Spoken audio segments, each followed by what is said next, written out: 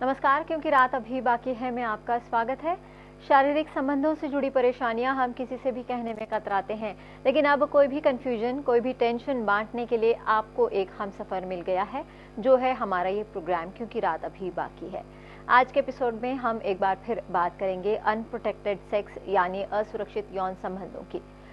लोगों को unprotected sex के बारे में बहुत ही कम जानकारी होती है। इस वजह से कई तरह की सेक्सुअली ट्रांसमिटेड डिजीजेज हो जाती हैं। सेक्सुअली ट्रांसमिटेड डिजीजेज यानी एसटीडी वो बीमारियां होती हैं जो किसी के साथ संभोग के जरिए फैलती हैं। यूँ तो एसटीडी बहुत आम है, लेकिन ज़्यादातर लोगों को इस बारे में पता ही नहीं चल पाता। क्यों पता नहीं चल पाता? ये कौन सी बीमारियां होती हैं, अनप्रोटेक्टेड सेक्स और क्या क्या नुकसान इसके हो सकते हैं, इस पर आज बात करेंगे। और अगर आपको भी शारीरिक संबंधों से जुड़ी कोई भी समस्या हो तो आप सीधे हमारे एक्सपर्ट से इसी वक्त फ़ोन पर बात कर सकते हैं। आज हमारे साथ हैं साइकोलॉजिस्ट डॉक्टर दीपाली बत्रा और हमारे साथ हैं साइकाट्रिस्ट डॉक्टर विजय पाठक। आप दोनों का स्वागत है। जैसे कल भी हमने बात की थी असुरक्षित यौन संबंधों की, बट एक बार फिर से एपिसोड की शुरुआत में इसकी डेफिनेशन से शुरू करते हैं। अनप्रोटेक्टेड सेक्स क्या होता है डॉक्टर? देखिए, अनप्रोटेक्टेड सेक्स ऐसा है जो फिजिकल इंटरकोर्स हो रहा है, जो इस तरह के लोगों में हो रहा है जो किसी भी तरह का बैरियर मेथड यूज नहीं कर रहे। जो प्रोटेक्शन है वो दो खास तौर पे रखा जाता है। One protection is to save one from the STDs, क्योंकि कोई एक व्यक्ति जिसके मल्टीपल रिलेशनशिप्स हैं, वो किसी भी एक रिलेशनशिप से, क्योंकि सेक्सुअली ट्रांसमिटेड डिजीज हैं, सेक्सुअल जेनिटला में स्प्रेड करने वाली हैं, तो वो व्यक्ति सोर्स बन जाता है, देन वो आगे वो स्प्रेड करता है। तो मतलब सेक्स के जरिए जो बीमारियां फैलती हैं उन्हें रोकने के लिए एक प्रोटेक्शन जब यूज होती है। दूसरा अनप्रोटेक्टेड सेक्स जिसको बोला जाएगा, that would be considered the protection from the unwanted pregnancy. जी, क्योंकि sex has got a very, it is primarily has got the reproductive value. तो जो लोग अनप्लान्ड प्रेगनेंसी रोकना चाहते हैं, they have to protect themselves. So unprotected sex ऐसा नहीं है कि सिर्फ अननोन लोगों के बीच वाला ही अनप्रोटेक्टेड हो सकता है। अमंग द कपल आल्सो, जो कि फेथफुल है एक दूसरे के साथ में, if they do not want a pregnancy, that would be considered unprotected sex. जी, जैसे आपने कहा ज्यादातर लोग यही सोचते हैं कि जब दो लोग अनजान हैं और उनके बीच में जब सेक्स होता है तब वो असुरक्षित होता है, और जब शादीशुदा कपल्स के बीच में होता है तो वो सुरक्षित होता है। लेकिन ये क्यों है? जैसे प्रेगनेंसी से रिलेट लोग करते हैं, लोग ये सोचते हैं कि अगर प्रेगनेंसी नहीं चाहिए, सिर्फ तभी सुरक्षित सेक्स प्रैक्टिस करना चाहिए। क्या ऐसा होना चाहिए? नहीं, सिर्फ क्या प्रेगनेंसी रोकने के लिए ज्यादातर लोग सिर्फ प्रेगनेंसी रोकने के लिए प्रोटेक्शन की जरूरत है, प्रोटेक्शन की जरूरत महसूस करते हैं, या तो उनको उतनी जानकारी है नहीं।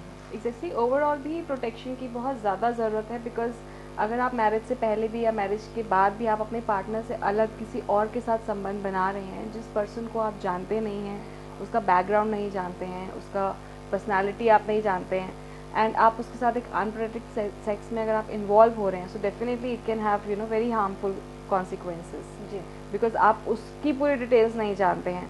अगर आपकी पर्सनालिटी ऐसी है कि आप खुद बहुत ज़्यादा इम्पल्सिव हैं, रिस्क टेकिंग है, तब भी बहुत हाई चांसेस बन जाते हैं कि जो पर्सन का इस तरह का पर्सनालिटी है वो अनप्रोटेक्टेड सेक्स में इन्वॉल्व होगा।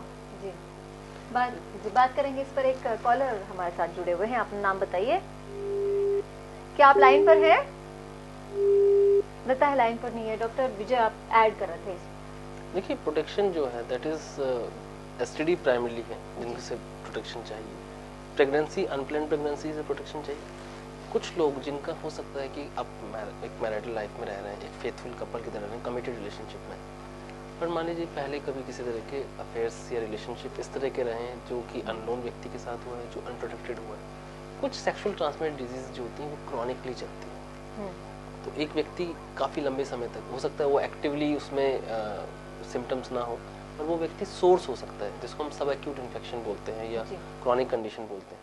तो वो जो सोर्स है, वो सोर्स दूसरे व्यक्ति को इन्फेक्शन प्रोवाइड कर सकता है। मतलब अगर शादी से काफी पहले भी आपके किसी और के साथ शारीरिक संबंध रहे हों, कुछ एसटीडीज ऐसी होती हैं, अब भले ही आप शादीशुदा जिंदगी में बहुत फेथफुल वफादार, एचआईवी है, एचआईवी जो है उसका जो पूरा ड्यूरेशन है, इट्स वेरी लॉन्ग, कुछ अलग अलग व्यक्तियों में बहुत लंबे समय तक रहता है।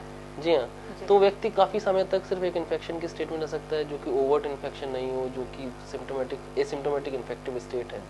उसमें व्यक्ति के अंदर HIV का वायरस है, चल रहा है, then he has the unprotected relationship with even with the committed relationship.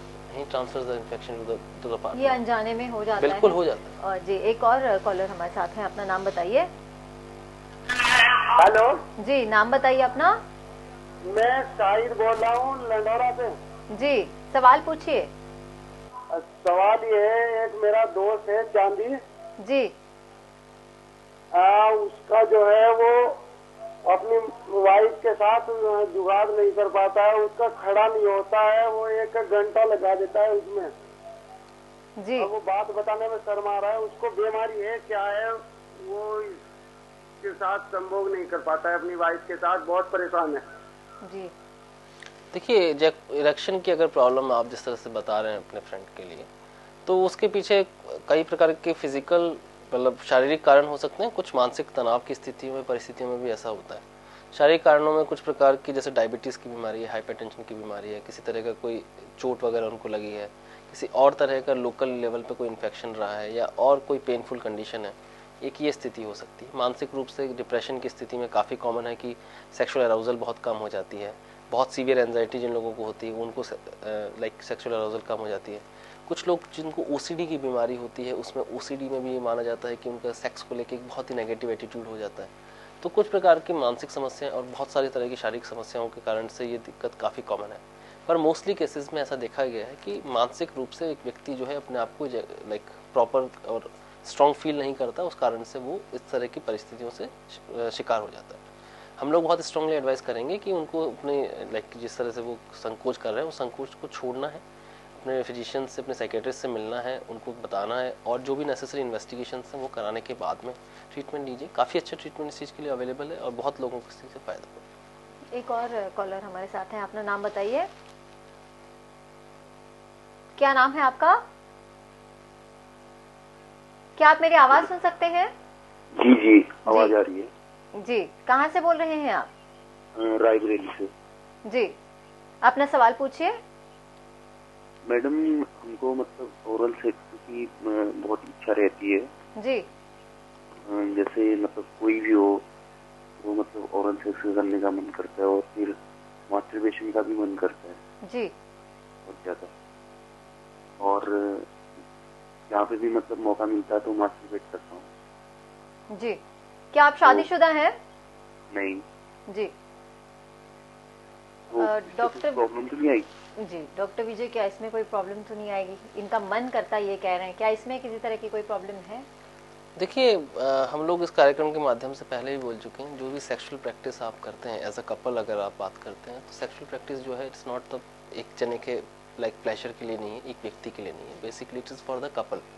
अगर आपका जो पार्टनर है वो आपके और आपके पार्टनर के विचार किसी भी प्रकार के एक सेक्सुअल एक्ट को लेकर अगर मिलते हैं, जिसमें कि दोनों ही कंसेंसस वे में एंट्री करते हैं, तो ये basically not a problematic area.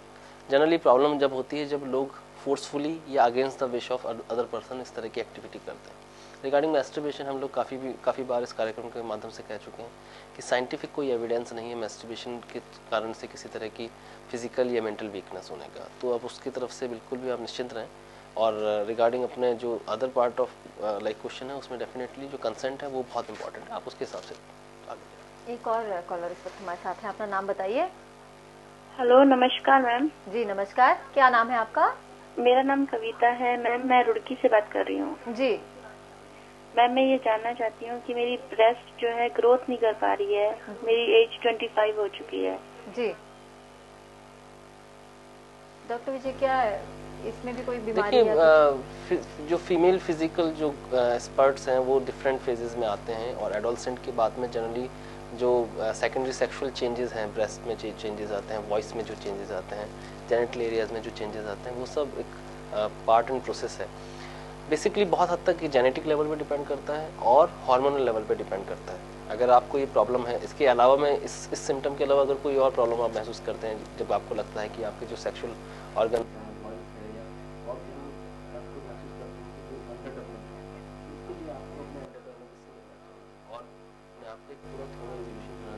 Genetic level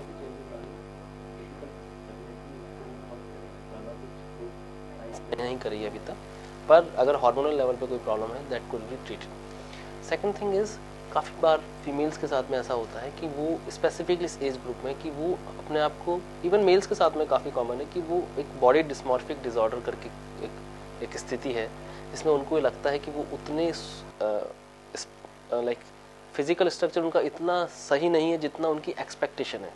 तो वो बार बार उनके दिमाग में घर करता है, बार बार उनको ये लगता है और एक तरह का रूमिनेशन उनके दिमाग में सदैव चलता रहता है। तो दोनों परिस्थितियां आपके साथ में हो सकती हैं। आप फिजिकल लेवल के भी अपना असेसमेंट कराएं और अपने आप को एक बार बॉडी डिस्मॉर्फिक डिसऑर्डर के लिए भी असेस करवाएं। जैसा भी होगा उसके हिसाब से आप ट्रीटमेंट लेंगे, you will definitely get that. एक और कॉलर हमारे साथ हैं, अपना नाम बताइए और ये बताइए आप कहाँ से बोल रहे हैं? हेलो मैम जी, मैं रुड़की से बोल रहा हूँ। जी राहुल बोल रहा हूँ मैम। जी राहुल, सवाल पूछिए अपना। मैडम मैंने अपनी गर्लफ्रेंड के साथ कुछ शारीरिक संबंध कर लिए थे। जी मैडम उनको काफी जलन हो रही है और मेरे को भी काफी दाने से हो गए। जी तो मैडम काफी घबराई हुई है, डॉक्टर की नहीं जाती मेरे साथ, मैं इसको बोलता हूँ लेकिन वो जाती नहीं है। आप बताइए मैडम उसका कैसे इलाज कुछ? देखिए लाइक कभी कभी देखा जाता है कि जो लाइक फिजिकल इंटरकोर्स है वो उसके बाद में किस तरह की जो फिजिकल प्रॉब्लम्स आने लगती हैं। पायलाइटिस होता है, यूरिनरी ट्रैक्ट इन्फेक्शन काफ़ी कॉमन है। इसके अलावा सेक्सुअली ट्रांसमिटेड डिजीज़ेस के चांसेस अलग हैं, ट्रॉमा के चांसेस हैं। अगर सिम्टोमेटिक है, अगर वो बोल रहे हैं कि कांस्टेंट इचिंग है या कोई बर्निंग सेंसेशन है, आप भी अगर आप देख रहे हैं कि सेकेंडरी आप चेंजेस आप महसूस कर रहे हैं, तो आप लोगों को इस समय बिल्कुल भी संकोच नहीं करना चाहिए। रादर आप लोगों को तुरंत अपने डॉक्टर से मिलना चाहिए और ट्रीटमेंट लेना चाहिए, क्योंकि कई बार देखा गया है कि शुरुआती दौर में जो लक्षण है वो लेटर ऑन घातक बीमारियों में कन्वर्ट हो सकते हैं। कुछ इन्फेक्शन ऐसे होते हैं जो इनिशियल फेज़ में आराम से रोके जा सकते हैं, जिनका बहुत ही अच्छा ट्रीटमेंट है, पर सेकेंडरी लेवल पे या टर्शियरी लेवल पे जाने के बाद उनका ट्रीटमेंट अच्छा नहीं है। दूसरा, आप लोगों से हम लोग हमेशा बोलेंगे कि अगर आप किसी तरह कमिटेड रिलेशनशिप में नहीं हैं जो सोशली एक्सेप्टेड है और आप उसको कंटिन्यू नहीं करना चाहते, तो हमेशा use your protection, that is going to help you. जी, एक और कॉलर इस वक्त हमारे साथ हैं, अपना नाम बताइए। मेरा नाम मिस्टर कबीर है। जी, कहाँ से बोल रहे हैं आप? हरिद्वार से। जी, क्या सवाल है आपका? मैं सवाल ये है मैम, मैं किसी लड़की या किसी हाउस वाइफ को देखता हूँ तो मेरा मन करता है उनके साथ सेक्स करने का। जी, कितनी एज है आपकी? मेरी 22 है। देखिए कबीर जी, बहुत कॉमन है कि एडोलसेंट या जो अर्ली एडल्टहुड है उसमें जो सेक्सुअल इम्पल्सेस हैं हार्मोनल लेवल से, जो एज के चेंजेस है उसकी वजह से काफ़ी ज़्यादा होती हैं in comparison to other part of the life. So definitely you will always feel a kind of attraction toward the opposite sex. That's a very natural phenomenon.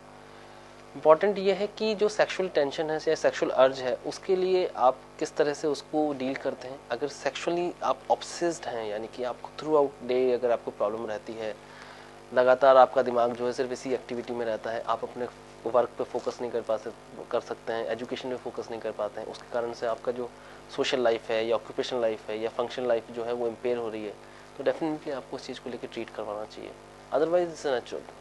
जी, एक और कॉलर हमारे साथ है, क्या नाम है आपका? हेलो जी, नाम बताइए अपना। मैडम मेरा नाम है जीवन। जी, कहाँ से बोल रहे हैं आप? मैं कलकत्ता से बोल रहा हूँ। जी दिल्ली से। जी, क्या सवाल है आपका? मैडम जी मेरा किसी को जब देखता हूँ, जैसे मान लीजिए बीपी है तो वो ज्यादा, तो मेरा मतलब बर्दाश्त नहीं हो रहा है सर मैडम जी तो मैडम मैं क्या कर सकता हूँ बताइए आप?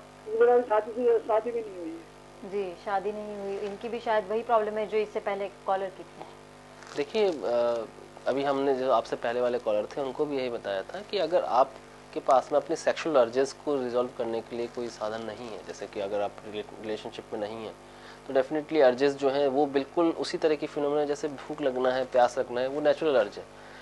और अगर ये जो समस्या है अगर बहुत ही ज़्यादा आपको ऑब्सेस्ड रखती है थ्रू आउट डे, अगर आप इसमें इन्वॉल्व रहते हैं, आप काम नहीं कर पा रहे हैं या सोच नहीं कर पा रहे हैं, तो इस तरह की स्थिति को हम सेक्सुअल ऑब्सेशंस बोलते हैं। और इस तरह के ऑब्सेशन से आपको ट्रीटमेंट लेने की आवश्यकता पड़ सकती है।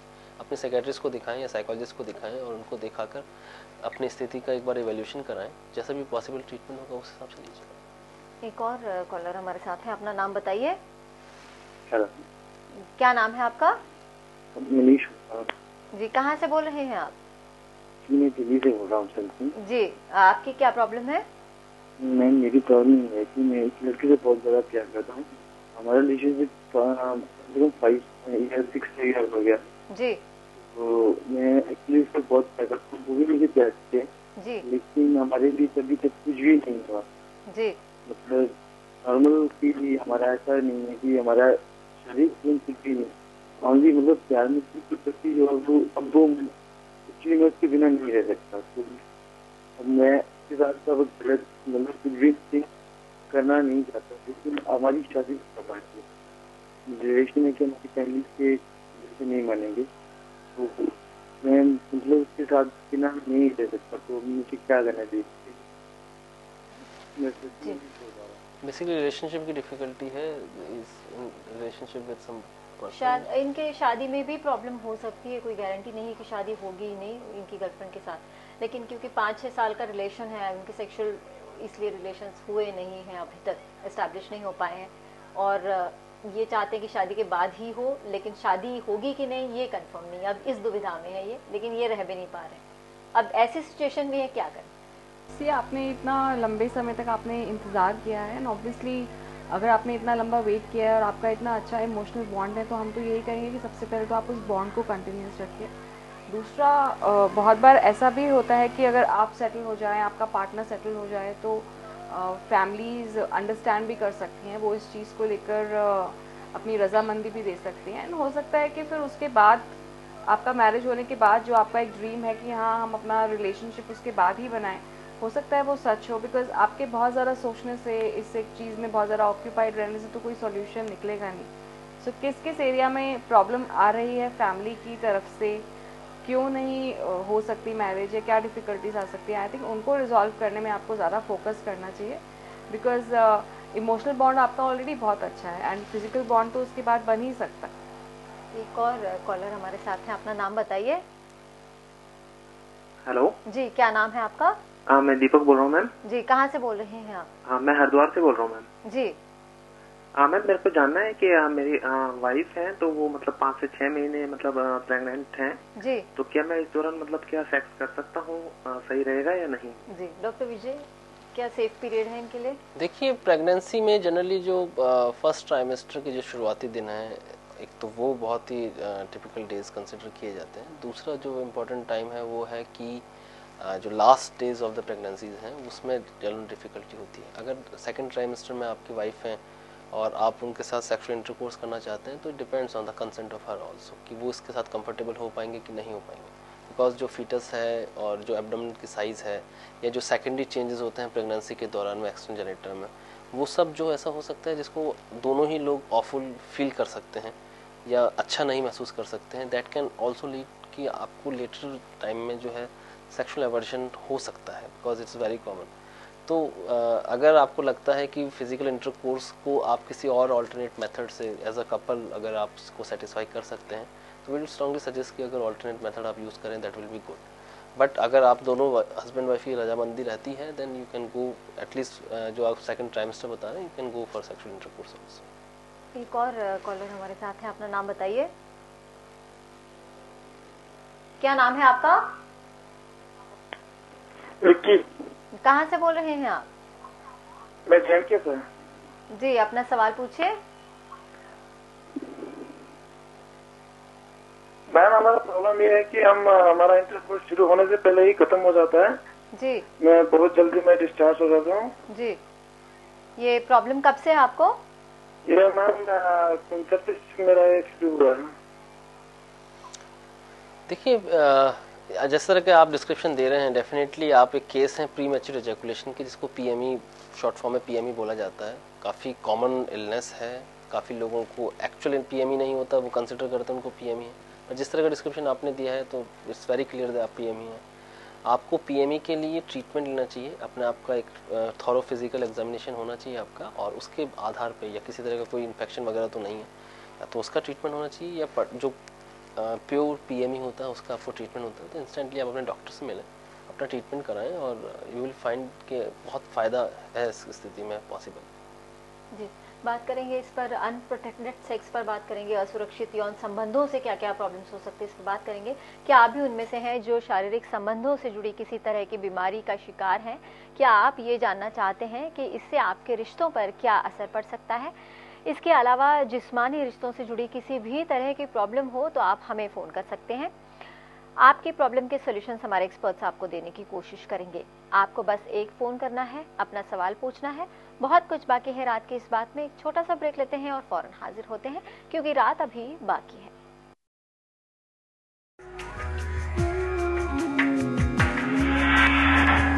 क्योंकि रात